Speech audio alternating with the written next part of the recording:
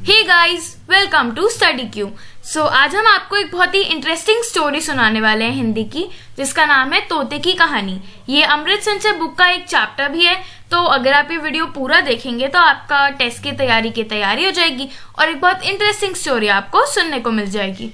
So without wasting any time, let's get started. एक बार की बात थी, एक राजा था। उसके पास एक तोता था। वह तोता बहुत ही मूर्ख था, बेवकूफ़ था और वो हमेशा उछलता कूदता रहता था। ज्ञान और तहजीब यानी कि तमीज़ और सभ्यता से उसको बहुत दूर का नाता था।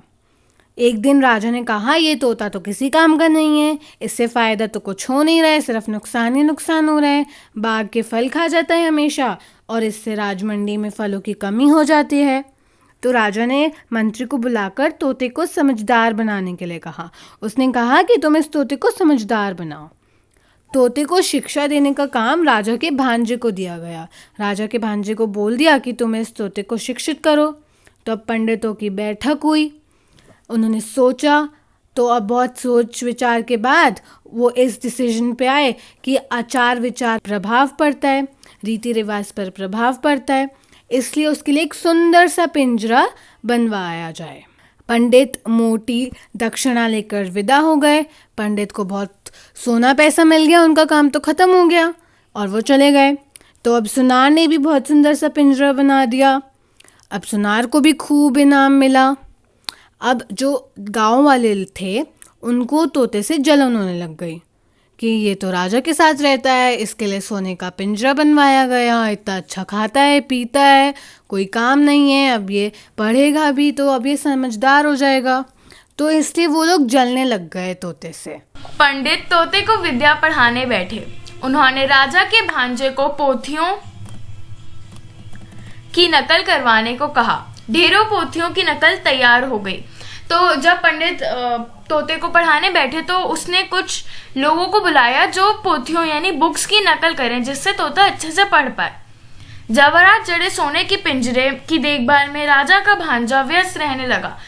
जो अब तोते का पिंजरा तो सोने जवाहरात से भरा हुआ था, तो उसकी देखभाल में ही जो भांजा था जिसे जिम्मेदारी दी थी वो व्यस्त रहने लगा। तो पंडित जी उसे जो भी कहते, जो भी वो देखता तोते के बारे में, वही उसको देख के राजा को यही कह देता कि उन्नति हो रही है, तोता अच्छा पढ़ रहा है।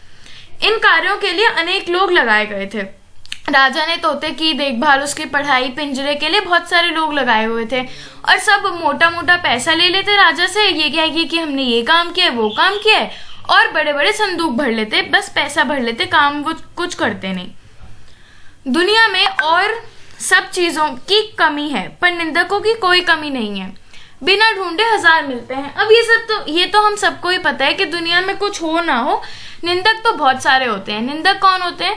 वही लोग जो हमारे काम में मतलब ढूंढ ढूंढ कर जो कमियां निकालते हैं, बुराई करते हैं। निंदक बोलते थे, पिंजरे की उन्नति तो हो रही है पर तोते की खोज खबर लेने वाला कोई नहीं है। ये बात राजा के कानों में भी पड़ गई। अब राजा ने भांजे को बुलाया और पूछा, ये लोग क्या कह रहे हैं? भांजे ने उत्तर दिया, महाराज, अगर आप सच जानना चाहते हैं तो सुनारों को बुलवाइए, पंडितों को बुलवाइए, नकल नवीसों को बुलवाइए, मरम्मत करने वालों को बुलवाइए, देखभाल करने वालों को बुलवाइए, यानी सबको बुलवा लीजिए जो तोते की पढ़ाई की देखभाल करते हैं और अपनी तिजोरी भरते रहते हैं। नकल नवीसों कौन होते हैं? हमने देखा था ना कि पोथियों की नकल उतारनी होती है, तो ये वही लोग होते हैं जो उसकी नकल उतारते हैं। निंदकों को तो निंदा करने के सिवाय कोई काम है नहीं, तो उनकी बातों पर विश्वास करना नहीं चाहिए ज्यादा। जवाब सुनकर राजा साहब ने पूरे मामले को अच्छे प्रकार से समझ लिया। उन्होंने जो भांजा है उसको बहुत सारा इनाम भी दिया कि उसने उनको सच्चाई बताई, उसने रास्ता बताया। राजा का मन हुआ कि एक बार चलकर अपनी आंखों से देख ले कि तोते की शिक्षा कैसी चल रही है।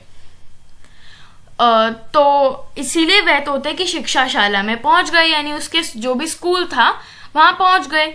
उनके वहां जाते ही अनेक वैद्य बजने लगे। अब राजा गए हैं, ढोल ढगाड़ा होने लगा, सब राजा की जय जयकार करने लगे। सब खुश हो गए कि आज तो उनके भाग्य खुल गए, स्वयं राजा उनके यहाँ आए हैं। भांजे ने कहा, महाराज, अच्छा हुआ आप स्वयं ही आ गए। महाराज ने कहा, शब्द तो बहुत पढ़ाए जा रहे हैं। भांजा बोला, शब्दों के साथ अर्थ भी पढ़ाए जा रहे हैं। यानी भांजे ने बोल दिया कुछ भी कि तोते को अर्थ पढ़ाए जा रहे हैं, जबकि ऐसा कुछ हो नहीं रहा था। तो अब राजा प्रसन्न होकर लौट पड़ा। राजा खुश हो गया और जैसे ही वो हाथी पे सवार होकर जाने वाला था, एक निंदक बोल पड़ा, महाराज आपने तोते को देखा? फिर उसे लगा कि मैं तो तोते को ही देखने आया था। फिर राजा वापस गए पंडित के पास जहाँ पे तोते को पढ़ाया जाता है, और उसने कहा, अरे मुझे तो यह देखना है कि तुम तोते को पढ़ाते किस ढंग से हो। राजा को पढ़ाने का ढंग दिखाया गया। राजा को दिखा दिया कि हम तोते को ऐसे पढ़ाते हैं। तो अब इसे भी देखकर राजा खुश हो गया। राजा ने सोचा, अब तोते को देखने की क्या ज़रूरत, उसे देखे बिना भी काम चल सकता है। उसने सोचा, अब मेरे को पता तो चल ही गया है वो किस प्रकार से पढ़ाते हैं तोते को, अब उसको देखने की तो कोई ज़रूरत ही नहीं है, ऐसे ही चलते हैं। राजा यह तो समझ ही रहा था कि बंदोबस्त में किसी प्रकार की कमी नहीं है। पिंजरे में दाना पानी तो था नहीं, सिर्फ शिक्षा थी। तो उसे लग रहा था कि अब दाना पानी तो है नहीं इसके अंदर, शिक्षा ही शिक्षा है, तो वो सीख ही रहा होगा। यानी पोतियों के पन्ने फाड़ फाड़ कर कलम से तोते की चोंच में ठूसे जाते थे। हाँ, उसको खाना पानी नहीं दिया जाता था, उसको पोतियों के पन्ने फाड़ फाड़ के उसे पेजेस खिलाए जाते थे पोतियों के, इसलिए उन्होंने इतनी सारी पोथियाँ बनवाई थी। तो खाना तो बंद ही हो गया था। इस बार हाथी पर चढ़ने से पहले राजा ने मंत्री को ताकीद दी कि निंदक के कान उमेट देना, कि अब निंदक की बात मत सुनना तुम, निंदक तो ऐसे ही बोलते रहते हैं, उनका काम ही बोलना है। तोता दिन प्रतिदिन बीमार और कमज़ोर होता गया। अब उसको खाना पानी तो देते नहीं थे, सिर्फ फाड़ फाड़ के पेजेस खिलाते रहते थे, तो अब कोई भी बीमार हो ही जाएगा ऐसे। देखभाल करने वालों ने समझा कि प्रगति आशाजनक है। उन्हें लगा कि तोता सीखा जा रहा है, सही है, हम उन्हें पेजेस खिलाए जाते हैं, कुछ फ़र्क तो पड़ नहीं रहा है। पक्षी के कुछ स्वाभाविक दोष अभी भी दूर नहीं हो पाए, उसकी कुछ स्वाभाविक चीज़ें अभी भी दूर नहीं हो पाई। सुबह होते ही वह रोशनी को प्रेम पूर्वक निहारने लगता था। उसे लगता था कि मेरे पास रोशनी आ जाए, मेरे पास रोशनी आ जाए, मैं पहले की तरह उड़ पाऊँ। पंख फड़फड़ाता रहता था कि मेरे को उड़ना है, और हमेशा कोशिश करता था कि वो कभी अपनी चोंच से सलाखों को तोड़कर पिंजरे से बाहर निकल ले, यानी कि वो पिंजरे को तोड़कर, उसके लॉक को तोड़कर बाहर उड़ सके और भाग जाए यहाँ से, क्योंकि उसको अब तो अच्छा लगता नहीं था। यहाँ पे खाना पानी देते नहीं है, सिर्फ पेजेस खिलाते रहते हैं। तो अब एक बार कोतवाल, यानी कि जो उसकी सुरक्षा कर रहा था, जो उसकी देखभाल कर रहा था, उसने देख लिया कि तोते सलाखों को काटने का प्रयत्न कर रहा है।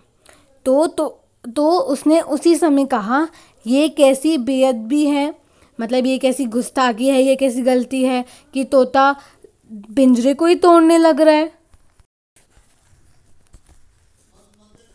अब तोते के डैने भी काट दिए गए, क्योंकि उन्हें पता चल गया था कि तोते भागने की कोशिश करता है।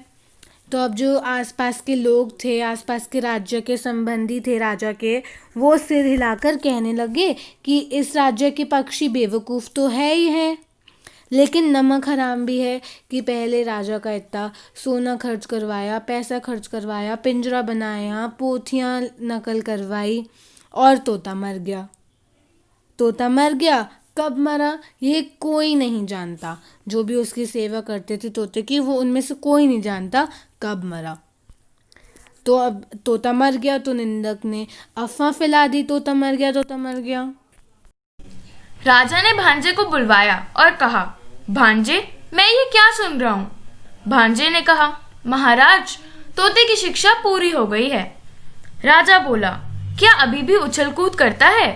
भांजा बोला, राम राम, भूल कर भी नहीं। राजा बोला, अभी भी उड़ता है। भांजा बोला, बिल्कुल नहीं। राजा बोला, दाना ना मिलने पर चिल्लाता है। भांजा बोला, नहीं तो। फिर राजा ने कहा, एक बार तोते को लाओ तो सही, जरा मैं भी देखूं। तोता लाया गया, साथ में कोतवाल आया, प्यादे आए, घुड़सवार आए, सब आए। राजा ने तोते को चुटकी से दबाया। राजा ने उसे छुआ, ये सोचकर कि वो हाँ कहेगा, हूँ कहेगा, लेकिन तोते ने कोई रिएक्शन नहीं दिया। हाँ, उसके पेट में पोथियों के पन्ने जरूर खड़खड़ाने लगे। अब तोता तो मर चुका था, इसलिए वो कोई रिएक्शन कैसे देता, लेकिन क्योंकि उसके सो कॉल्ड गुरु ने उसे पोथियां यानी जो बुक्स की कॉपी थी वो खिलाई, तो उसके पेट में वो सारे पोथिये थे, क्योंकि उसे डाइजेस्ट करना तो पॉसिबल था नहीं, इसीलिए उनकी आवाज आई, लेकिन तोते ने कोई रिएक्शन नहीं दिया। तो गाइस देखा आपने हमारी वीडियो देख ली और आपके एग्ज़ाम की प्रिपरेशन भी हो गई, आपने कहानी भी सुन ली और एक अच्छे खाने का मज़ा भी ले लिया।